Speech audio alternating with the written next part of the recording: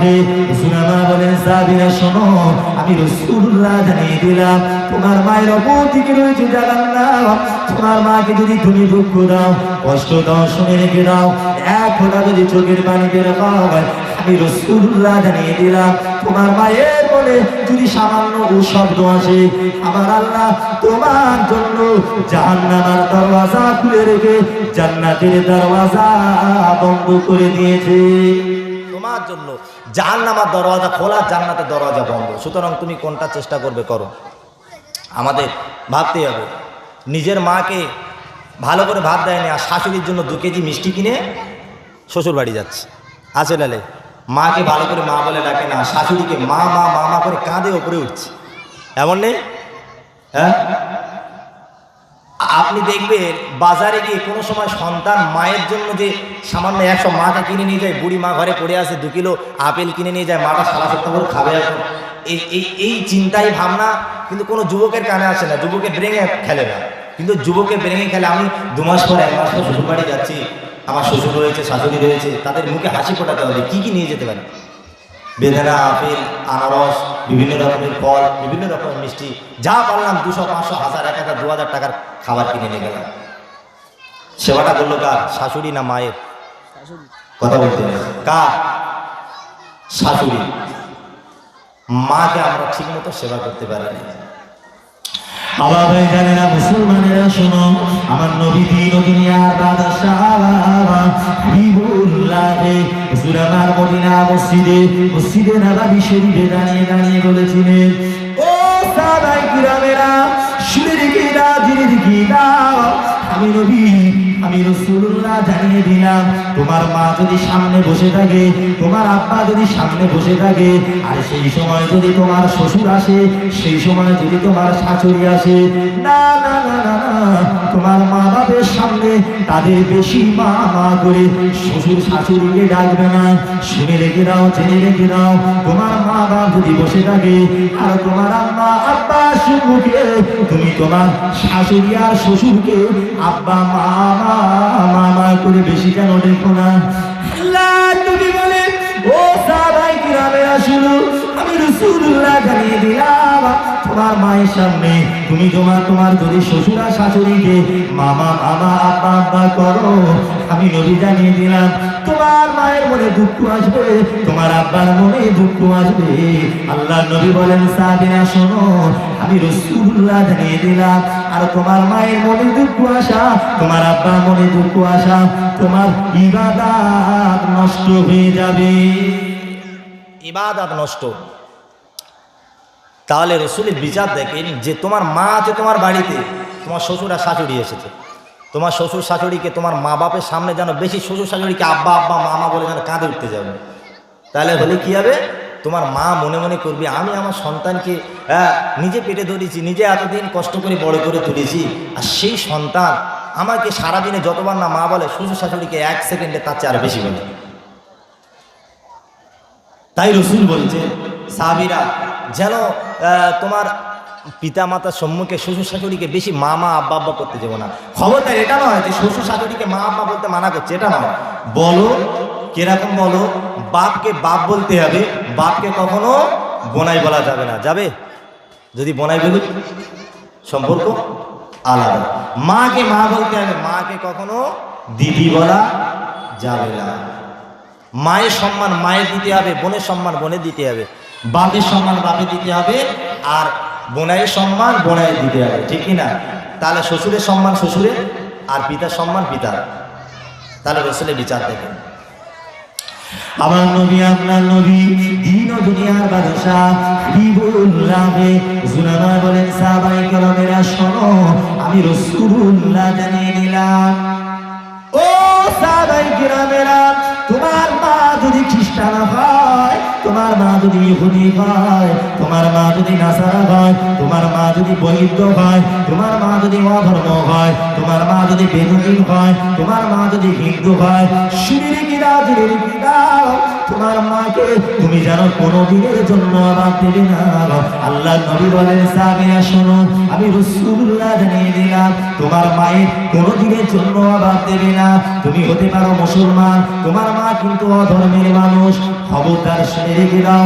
তোমার মা যদি বেদুইন হয়, শুনে রেখে দাও তোমার মাকে সর্বসময়ের জন্য কাপড়ের অভাব দেবে না, কাপড়ের অভাব দেবে না, বস্ত্রের অভাব দেবে না, তোমার মায়ের রিজিকের অভাব দেবে না। আর আমি রাসূলুল্লাহ জানিয়ে দিলাম তোমার মাকে অভাব দেওয়ার কারণে তোমার ইবাদত নষ্ট হয়ে যাবে। তুমি মুসলমান, তোমার মা হিন্দু, তোমার মা বেদুই, খ্রিস্টান, ইহুদি, নাসারা, তুমি ছোটবেলা হিন্দু ছিলে কিংবা বেধর্মী ছিলে, কিন্তু বড় হয়ে যাওয়ার পরে জ্ঞান আসার পরে তুমি মুসলমান হয়েছো। তোমার মা বাপ কিন্তু হিন্দু রয়েছে, খ্রিস্টান রয়েছে, ইহুদি রয়েছে, তুমি মুসলমান হয়েছো। তুমি মুসলমান হয়ে মনে মনে করছো যে আমার মা অধর্মে, সে অন্য ধর্মের মানুষ, আমি মুসলমান, অত আমার মা বাপের দিকে খেয়াল রাখার দরকার নেই। আমি মুসলিম ধর্ম গ্রহণ করেছি, আমি আমার মতন কি খেটে যাবো, খেয়ে যাবো, বিয়ে বাচ্চাদের মানুষ করে যাব না। রাসূল বলছে এটা নয়, এটা কখনোর জন্য নয়। ইসলাম এটা শিক্ষা দেয়নি। তোমার মা যদি বেধর্মীয় হয়, তোমার মা যেন সারা বছর রিজিকের অভাব না পায়, তোমার মা যেন সারা বছর বস্ত্রের অভাব না পায়, সর্বসময়ের জন্য মায়ের কাপড় চাপড় কিনে দেবে, রিজিকের অভাব না হয়, সর্বসময়ের জন্য তার খাবার সব সম্পর্কে তুলে দেবে। রাসূলের বিচার দেখেন কত সুন্দর। যদি মাজার অধর্মী হওয়ার পরেও সে যদি সামান্য কষ্ট পায়, তোমার কিন্তু 1000 বছর যদি হায়াত দেওয়া হয়, আর 1000 বছর তুমি যদি তাহাজ্জুদ পড়ো, 1000 বছর যদি তুমি সারা বছর নফল রোজা রাখো, খোদার কসম তোমার এই ইবাদতের কোনো কি নেই, জোরে বলা লাগবে, কি নেই, দাম নেই, কোনো দাম নেই, সব বরবাদ। তাহলে মায়ের সেবা ইসলাম ধর্মে আমাদের রাসূল শিখিয়েছে না শেখায়নি? জোরে বলেন, আমার কথা আপনারা বুঝতে পারেননি? জি, আওয়াজ যেন মরা মরা মতো লাগছে। প্রথমে যেন তকবীর দিয়েছিলে সে আওয়াজটা আর নেই। আমার কথা বুঝতে পারেন?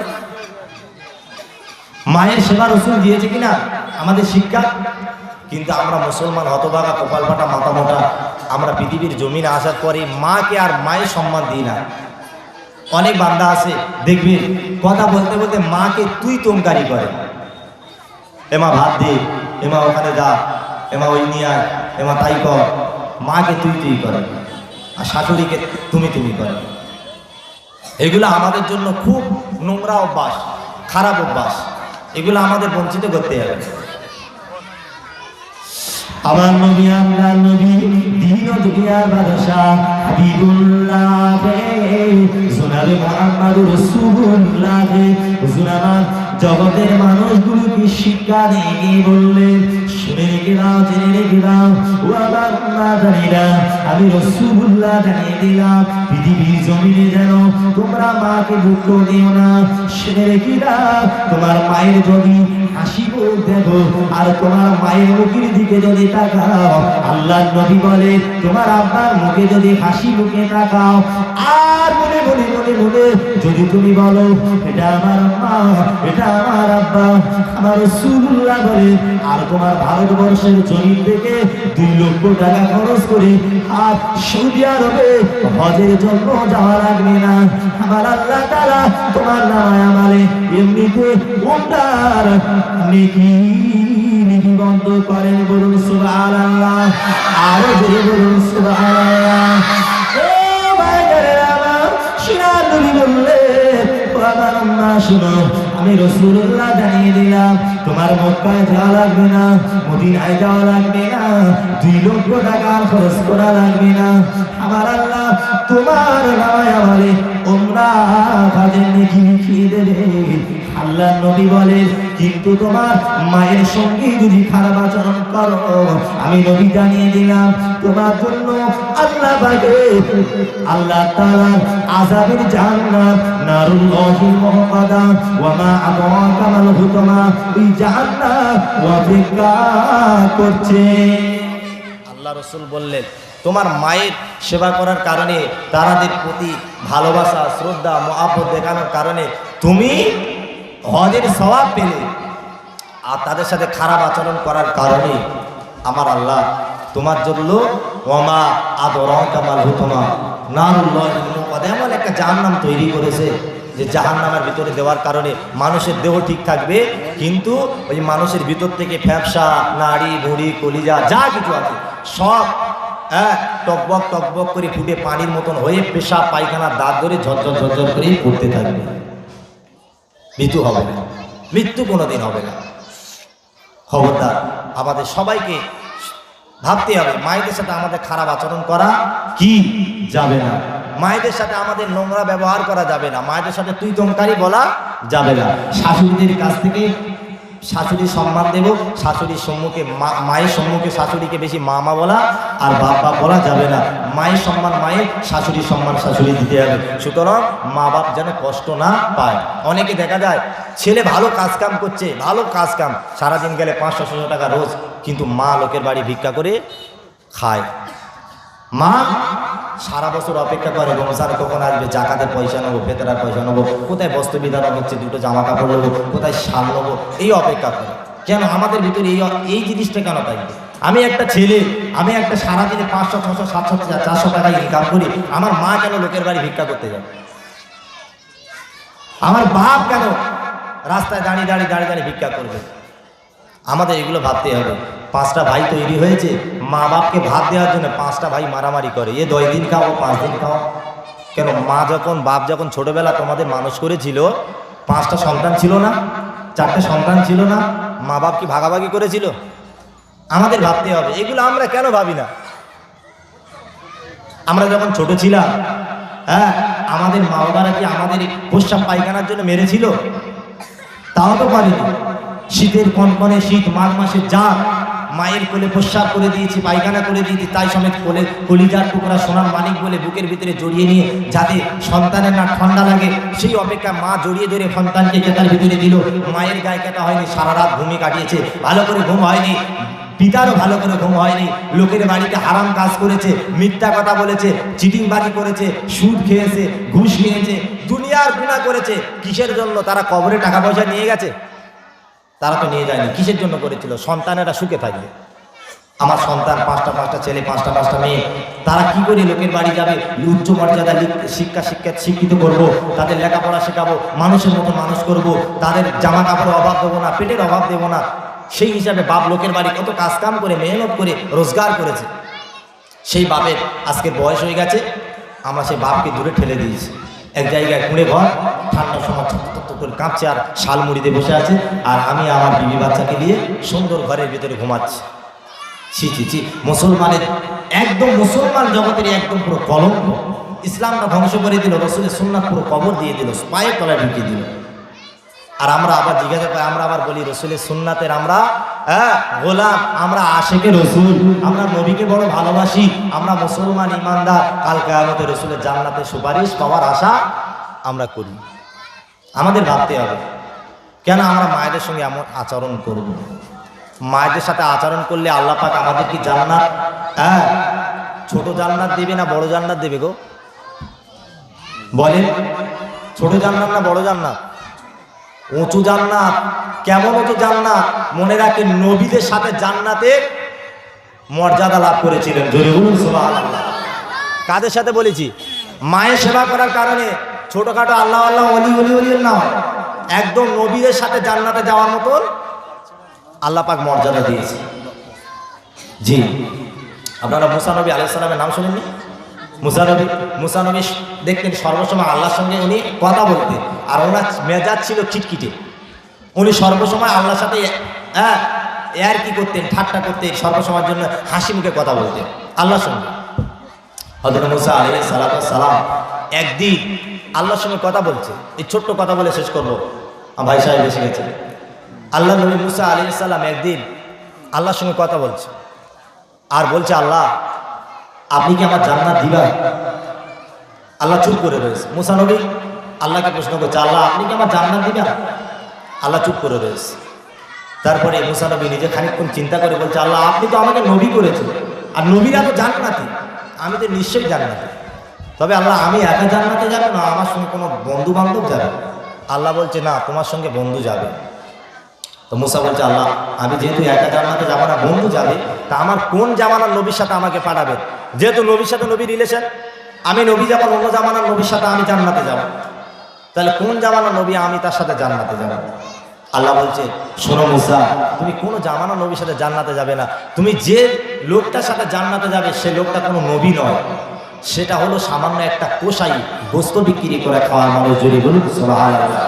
মুসা নবী হতাশ হয়ে গেলেন, আল্লাহ কি বলছে, আমি একটা নবী, আমার এত সম্মান এত ইজ্জত, আমি একটা কোষাইয়ের সাথে জান্নাতে যাবো, সে আমার বন্ধু হবে? কেন অন্য জামানার কি নবী ছিল না? আল্লাহ বলছে, শোনো, কোষাইটার এই কি পরিচয় তুমি জানো? তারপর আমার কাছে বলো। মুসা বলছে, আল্লাহ আপনি কোষাইয়ের পরিচয় আমার দেন, আমি তার সঙ্গে দেখা করতে চাই, যেহেতু জান্নাতে তার সাথে কাটাবো, দুনিয়াতে একটু আলাপ করতে চাই। আল্লাহ পরিচয় দিলেন। আমার ভাইজানেরা, মুসলমানেরা, নবী মুসা আলাইহিস সালাম আল্লাহ তাআলা দরবার থেকে পরিচয় পত্র নিয়ে চলে গেলেন, গ্রামের ভিতরে চলে গেলেন, গুটি গুটি পায় হাঁটতে হাঁটতে গেলেন। এই সময় যেতে মুসা নবী আলাইহিস সালাম কোষাইয়ের বাড়ির কাছে চলে গেলেন। ও ভাইজানেরা, কোষাইয়ের বাড়ির কাছে যাওয়ার পরে দেখলেন বাবা কোষাই বাড়িতে নেই। মুসা নবী বাড়ির সম্মুখে গিয়ে দেখে বাড়ির ভিতরে কেউ নাই, একটা বুড়িমা দোলনায় দোল খায়। আল্লাহ নবী মুসা আলাইহিস সালাম ওই সময় আল্লাহ তাআলার এই মহান ওই বুড়ি বান্দিটার দিকে তাকিয়ে দেখে বাড়িতে কেউ নেই, বুড়িমা একা দোলনায় দোল খায়। আল্লাহ নবী মুসা আলাইহিস সালাম একজন লোককে জিজ্ঞাসা করে বলে, ও ভাইজান শোনো, এইটা কি কোষাইয়ের বাড়ি? বলে, হ্যাঁ এটা কোষাইয়ের বাড়ি। মুসা নবী আলাইহিস সালাম বাড়ির বাইরে থেকে অনুমতি নিলেন। ও বুড়িমা আমি আপনার সঙ্গে দু কথা বলতে চাই বুড়িমা, ভিতরে কি আসতে পারি? বুড়িমা বলে, বাবা কে ছেলে, আসো আমার সঙ্গে কি কথা বলবে বলো। ও ভাইজানেরা, মুসা নবী বুড়িমার সম্মুখে হাজির হয়ে গেলেন। বুড়িমা বলে, বাবা ছেলে তোমার নাম কি, তোমার বাড়ি কোথায়, তুমি কি কারণে এলে? মুসা আলাইহিস সালাম নিজের পরিচয় গোপন করে বললে, বুড়িমা আমি হলাম আল্লাহর এক বান্দা। ও বুড়িমা, আমি তোমার কয়েকটা প্রশ্ন করতে চাই। বুড়িমা বলে, বাবা বলে ফেলো, কি প্রশ্ন তুমি করবে? ওই সময় নবী মুসা আলাইহিস সালাম আল্লাহর ওই মহান বান্দিকে বললেন, ও বুড়িমা এটা কি কোষাইয়ের বাড়ি? বলে, হ্যাঁ বাবা এটা কোষাইয়ের বাড়ি। কোষাই তোমার কে হয়? বলে, আমার ছেলে। ও বুড়িমা, ওই তোমার ছেলে পরিচয় একটু নিতে চাই, তার চরিত্র আখলাক কেমন বলো। বুড়িমা বলে, বাবা ছেলে তুমি কি আমি জানি বাবা, তবে আমার ছেলের পরিচয় তুমি নিতে চাও, তাহলে আমি আমার ছেলের পরিচয় অন্য দিনের কথা বলবো না, আজকের দিনের কথা বলি। ও বাবা ছেলে শোনো, আমার ছেলে সকাল যখন হয় আমাকে কোলে করে তুলে বিছানা থেকে নিয়ে প্রস্রাব করতে বাথরুমে নিয়ে গেল, আর বাথরুম করা শেষ আমার ছেলে কুড়ি নিয়ে ঘরেতে চলে আসলে, সুন্দর কাপড় জামা পরিধান করে দিলে, নিজে হাতে রান্না বান্না করে আমাকে নিজে খাইয়ে দিলে। ও বাবা ছেলে শোনো, আমি বুড়িমা জানিয়ে দিলাম, আমার ছেলে আমাকে দু গালে বলে চুম্বন দিয়ে আমাকে এই দোলনায় বসিয়ে বলে, মা ও মা তুমি দোলনায় দোল খাও মা, দোল খাও। আমি সারাদিন পাড়াতে ঘুরে আসি ব্যবসা বাণিজ্য করে, তোমার জন্য ওই কলিজা টুকরা গোস্তের ভিতরে দামি অংশটা নিয়ে আসবো মা। আমার ছেলে ওই কলিজাটা নিয়ে এসে বাড়িতে ঘুণা করে আমাকে নিজের হাতে খাইয়ে দেয়। জোরে বলুন সুবহানাল্লাহ। ও ভাইজানেরা, ওই বুড়িমা মুসা নবীকে বলে, বাবা ছেলে শোনো, আমি তার মা এত খুশি হয়ে গিয়েছি, এত রাজি হয়ে গিয়েছি, আল্লাহ দরবারে দুই কানা কানে হাত তুলে বলেছি, আল্লাহ আমার ছেলের উপরে আমি মা তার উপরে খুশি হয়ে গিয়েছি, আল্লাহ আপনিও আমার ছেলের উপরে খুশি হয়ে যান। ও রব্বুল আলামিন আল্লাহ আমার ছেলের উপরে খুশি হয়ে গিয়ে এই জামানার পয়গম্বর নবী মুসা আলাইহিস সালামের সাথে জান্নাতের বন্ধু বানিয়ে দেন। বলুন সুবহানাল্লাহ, আরো জোরে বলুন সুবহানাল্লাহ। মুসা নবী বলছেন, ঝরঝর করে মুসা নবী শুনে কান্নায় চোখ থেকে পানি ঝরঝর করে পড়তে লাগলেন। বুড়িমা কি শোনালেন? মায়ের দোয়া দেখেন, আল্লাহ পাকের দরবারে কত সুন্দরভাবে কবুল হয়ে গেল। আল্লাহ পাকের দরবারে মায়ের দোয়া কবুল হয়ে যাওয়ার কারণে মুসা আলাইহিস সালামের সঙ্গে সেই কোষাই জান্নাতের বন্ধু হয়ে গেলেন। যে তোমার ভাই সাহেব এসছে, আর বেশি মুক্তাসার করবো না।